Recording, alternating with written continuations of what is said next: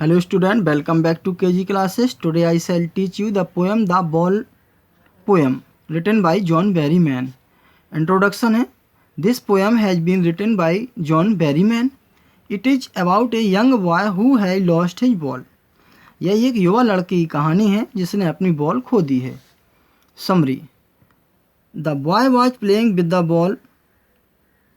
लड़का बॉल से खेल रहा था. When it bounced down the street into the sea.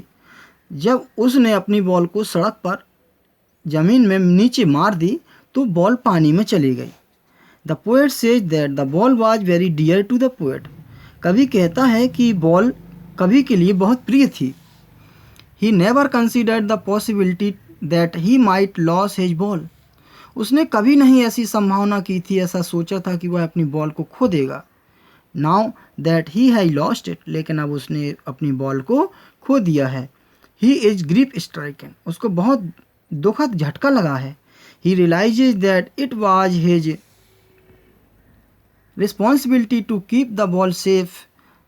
उसको यह एहसास हो गया कि उसको बॉल को सुरक्षित रखना उसकी जिम्मेदारी थी. And he has failed to in his duty. लेकिन वह अपनी ड्यूटी में फेल्ड हो गया. He also realizes that things will get lost from time to time. उसको यह भी एहसास हो गया कि समय समय पर वस्तुएं भी चली जाती हैं. And money simply cannot replace them. और पैसा उनकी स्थान पर भरपाई नहीं कर सकती. यानी समय चला जाता है तो पैसे से दोबारा समय को नहीं खरीदा जा सकता. As the little boy learned these lessons, जैसे कि एक छोटा लड़का इस पाठ से सीखता है. He is growing up. अब वह बड़ा हो रहा है. The poet says, कवि कहता है that he is learning the harsh reality. वह कटु सत्य सीख रहा है of life, जीवन का. And in the process he is losing his innocence. प्रक्रिया में वह अपना innocence, उदारता, भावुकता भी खो रहा है.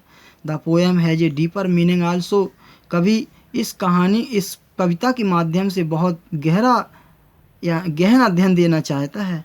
The boy's ball personalizes his young and happy days and his innocence. The boy's ball personalizes, जो लड़के की गेंद है वो उसके यंग एज, उसके खुशी के दिन और उसकी भावुकता, उदारता को उपमा दे रहे हैं. In this world, इस संसार में, people will take away our innocence and force us to grow up.